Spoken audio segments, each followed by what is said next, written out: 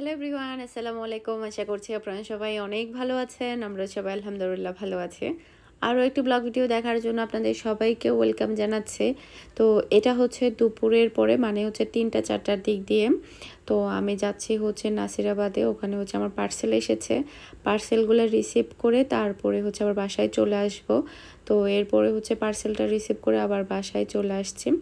তো আজকের ওয়েদার কিন্তু অনেক বেশি ভালো ছিল। নর্মালি যেদিন ভিডিওটা করেছি আর কি, অনেকটা রোদ ছিল। এখন তো অবশ্য মানে ঘূর্ণিঝড় শুরু হচ্ছে, ওয়েদার অনেক বেশি খারাপ।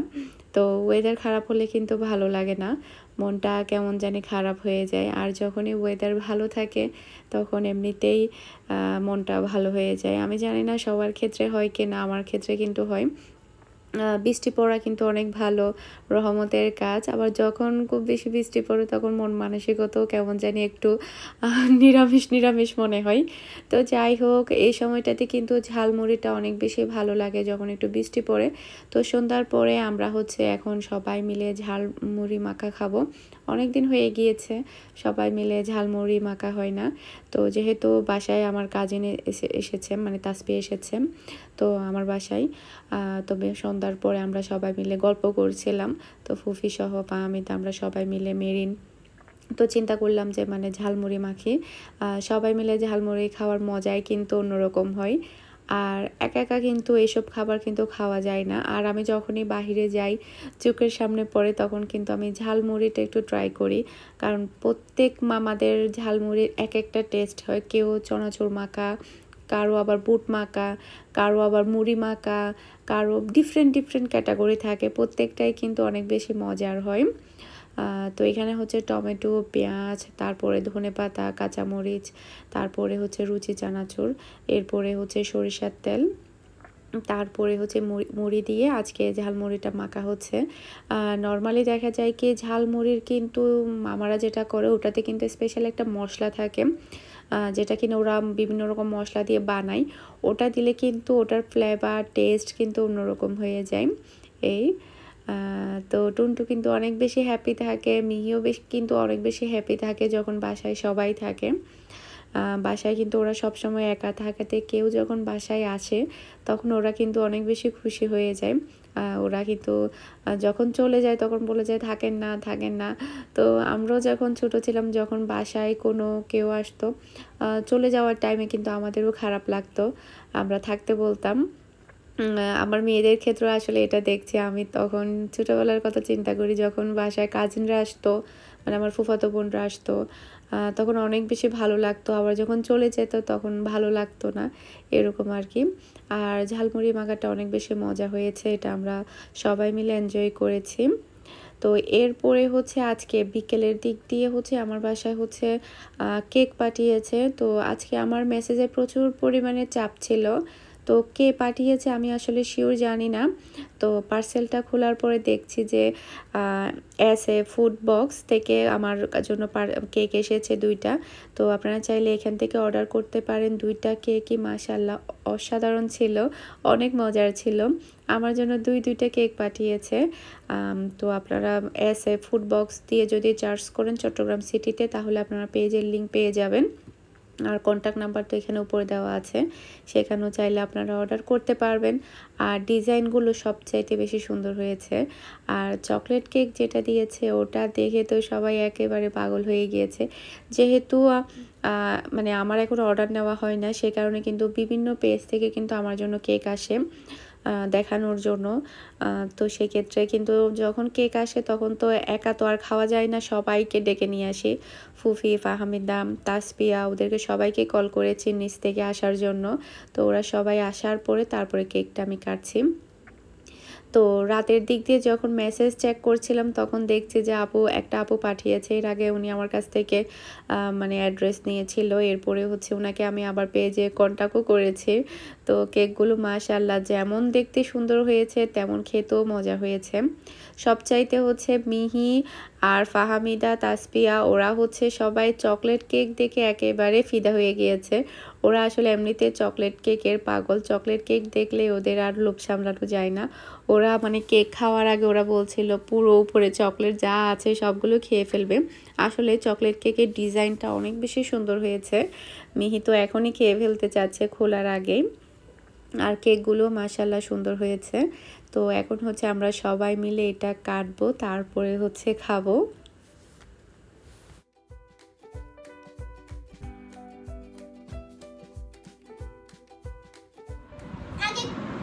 চকলেট খাই আগে আমি দেখি চলো খাই না ওটা না কা আল্লাহ আল্লাহ আল্লাহ কি টুটু তুমি নাও দেখছো কেউ নিতে দিচ্ছে না আমার মেয়েটাকে।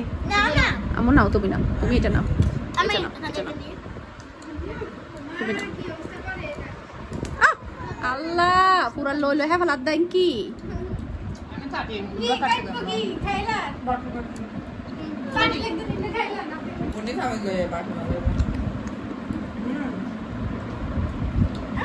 তো মজা হবো। চকলেট ভাঙবে কেকের ব্যবসা চালিয়ে তো ভালো ইয়ে উম্মা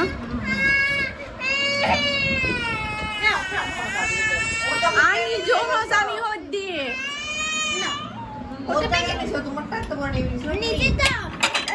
ওটা কাঁচা ভাঙি গেছে, কাঁচা ভাঙি গেটে সামনে তুলিস না।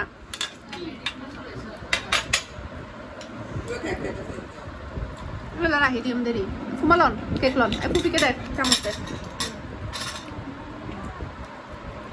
ये बाला ना भाई उम्मा बेशी बेशी के खा जाबो मिही नाও দাও না আমারটা ইয়া খারাপ নিলে সামনেটা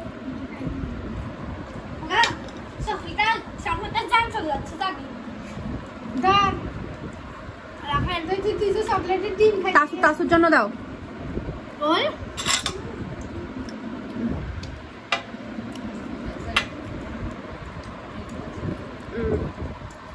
আমার সামিজ দেন এটাও কাটলে ভালো হবে না, এটা ছুরি নিয়ে এমন নিয়ে এটা আমি কাটি।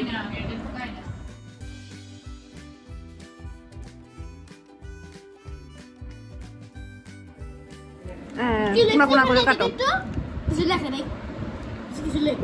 কোনা কোনা করে কাটো। এটা ভ্যানিলা মনে হয়, ভ্যানিলা ভ্যানিলা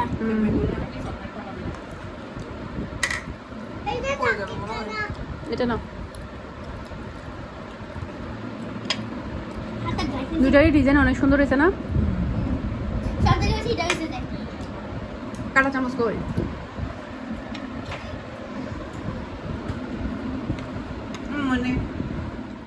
তো এটা হচ্ছে পরের দিন সন্ধ্যার পরে আমি আর ফুফি এসেছি হচ্ছে লালখান বাজারে। এখানে নাকি ভালো ভালো বড় বড় সাইজের মাছ পাওয়া যায়, তারপরে ডিফারেন্ট ডিফারেন্ট ক্যাটাগরি নাকি অ্যাকুরিয়াম পাওয়া যায়।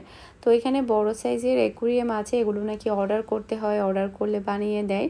তারপরে হচ্ছে অনেক সুন্দর সুন্দর মাছও পাওয়া যায়। আসলে আমার উদ্দেশ্য হচ্ছে কতগুলো কাচের বলের মতো করে অ্যাকুরিয়াম আছে ছোট সাইজের। আমার মানে যখন থেকে আমি ওমানে ছিলাম তখন থেকে আমার একটা ইচ্ছে ছিল যে আমি ওরকম একটা অ্যাকুরিয়াম নিব বাসার জন্য, সাদার মধ্যে বাহিরে থেকে মানে মাছগুলো দেখা যাবে। যেহেতু মিহির বাবা আমার জন্য অ্যাকুরিয়াম পাঠিয়েছে, তো আমার এমনিতে কিন্তু বড় সাইজের ওই অ্যাকুরিয়াম কেনার প্ল্যান ছিল, ও পাঠানোতে আর কিনা হয়নি। তো এখন চিন্তা করলাম যে ছোটোটা নিয়ে নিই, যেহেতু বাসা অলরেডি আছে ওটাও নিয়ে ফেলি। তো এখানে দেখছিলাম এখানে হচ্ছে মিডিয়াম সাইজের ছিল না, পরবর্তীতে হচ্ছে বহদ্দার হাটে যে অ্যাকুরিয়ামের দোকানটা আছে, পাখির যে দোকানটা আছে ওই দোকান থেকে আমি নিয়েছি। তো সাইজটা ছিল মিডিয়াম, এটার চেয়ে একটা ছোট ছিল, এরপরে হচ্ছে এটার চেয়ে আরও এক সাইজ বড়ও আছে। বড়টা ওদের দোকানে ছিল না, ছোটোটা ছিল, আর মিডিয়ামটা ছিল। তো নর্মালি আমার মিডিয়ামটাই দরকার ছিল, তাই আমি এখানে মিডিয়ামটাই নিয়েছি। এরপরে হচ্ছে পাথর নিয়েছি, তারপরে এক্সট্রা করে আবার কতগুলো পাথর নিয়েছি ডিফারেন্ট ডিফারেন্ট কালারের। তারপরে হচ্ছে মাছ নিয়েছি, পাশে হচ্ছে মানে বেকারি ছিল মেবি কি একটা যেন, ওখান থেকে হচ্ছে বিস্কিটের প্যাকেট কিনলাম, একটা বক্স কিনলাম আর কি মিহি মিনহার জন্য। তো এখানে হচ্ছে আমি সাদা পাথর নিয়েছি। পাথরগুলোকে যেটা করতে হবে ফার্স্টে আসলে ক্লিন করতে হবে। বাসায় কিন্তু একটা অ্যাকুরিয়াম থাকলে, মাছ থাকলে আপনার মন মানসিকতাই অন্যরকম হয়ে যায়। আমি বলি আপনাদেরকে, যখন আমি ড্রয়িং রুমে বসে মাছগুলো যখন এদিকে ওদিকে নড়াচড়া করে ছুটাছুটি করে, তখন দেখতে কি পরিমাণ যে ভালো লাগে। মনটা যদি খারাপ থাকে তাহলে ওদের দিকে তাকালেই কিন্তু মনটা ভালো হয়ে যায়। তো এটা আমি কিনেছি আমার ওভেনের র্যাকের উপরে রাখার জন্য। তো ওভেনের র্যাক না, শু র্যাকের উপরে রাখার জন্য, যাতে করে ডাইনিং টেবিলে বসলেই ওদিকে তাকালেই মানে মাছগুলো দেখা যায়। এরপরে হচ্ছে বাহিরে থেকে ঢুকতেই যাতে মাছগুলো দেখা যায়, তখন দেখা যাবে অনেক বেশি ভালো লাগবে। তো এখানে যেহেতু আমি কিছু আজকে বড় সাইজের বিভিন্ন কালারের পাথর নিয়েছি, সে পাথরগুলো আমি এখানে বড় ওভেনের মধ্যে কয়েকটা দিয়ে দিয়েছি, যেহেতু ছোটোটার মধ্যে অত বেশি দেওয়া লাগবে না, যেহেতু ওটা ছোটো, ওখানে কয়েকটা দিলেই হয়ে যাবে। তো এখানের মধ্যে আমি কতগুলো মানে 3 ভাগের 2 ভাগ বড় পাথরগুলো আমি এখানে দিয়ে দিব, বাকি 1 ভাগ হচ্ছে আমি ছোট সাদা এটার জন্য রাখবো। তো এই যে আমি এখানে পাথরগুলো নিয়ে নিয়েছি। মিনহা তো পাথর দেখে খেলা করা শুরু করে দিয়েছে। তো এটাকে আমি যেটা করব, পরিষ্কার পানি দিয়ে একটু ভালোভাবে ক্লিন করে নিব, কারণ পাথরের মধ্যে কিন্তু প্রচুর পরিমাণে ময়লা থাকে। তো ময়লাগুলো ক্লিন করে ফেলবো। তো ছোটো এগুলো ম্যাক্সিমাম রুমের মধ্যেও কিন্তু থাকলে ভালো লাগে, বেডরুমের মধ্যে। অনেক সময় দেখা যায় কি, আমি অনেকের দেখেছি যে পড়ার টেবিলেও কিন্তু রাখে, পড়ার টেবিলের মধ্যে যদি ছোটো একটা মাছ তো যদি ছুটাছুটি করে, তখন কিন্তু অনেক বেশি ভালো লাগবে। তো ছোটোগুলা ও একটা কেনার প্ল্যান আছে, পরে কিনবো, এখন কিনবো না, ওটা আমি আমার বেডরুমের জন্য রাখবো ছোটো একটা। তো এখানে আমি যেটা করছি, পাথর যেগুলো ক্লিন করেছি সেগুলো হচ্ছে আমি এখানে দিয়ে দিচ্ছি বোলটার মধ্যে। তারপরে হচ্ছে একদম পরিষ্কার পানি দিব, তারপর আমি এখানে নীল দিব, মানে নীল কালারের যে পানিগুলো থাকে ওরকম দিব। দেখি কেমন হয়, যদি নীল কালার যদি ভালো না লাগে তাহলে সাদা দিব, এরকম আর কি। আর আজকেও আমি 4-5টা মাছ কিনেছি, ছোটো সাইজের 2টা ব্ল্যাক মাছ কিনেছি। মেহের বাবা বলছিল ব্ল্যাক মাছ কেনার জন্য, কারণ নাকি ব্ল্যাক মাছরা নাকি, মাছরা যে পটি করে ও পটিগুলো নাকি ব্ল্যাক মাছ যেগুলো ওরা নাকি খেয়ে ফেলে, সে কারণে ব্ল্যাক মাছের কথা বলছিল বারবার, যার কারণে 2টা ব্ল্যাক মাছ নিয়েছি। একটা এখানে দিব আর একটা হচ্ছে বড়টাতে দিব। তো এখানে হচ্ছে আমি নীল কালার দিয়ে নীল পানি করে ফেলেছি, তবে আমার কাছে নীল কালারের পানিটা মোটেও ভালো লাগছে না দেখতে। মাছগুলো কেমন যেন একটু মানে ধোঁয়াশা ধোঁয়াশা মনে হচ্ছে, খুব ভালোভাবে মাছগুলো দেখাও যাচ্ছে না।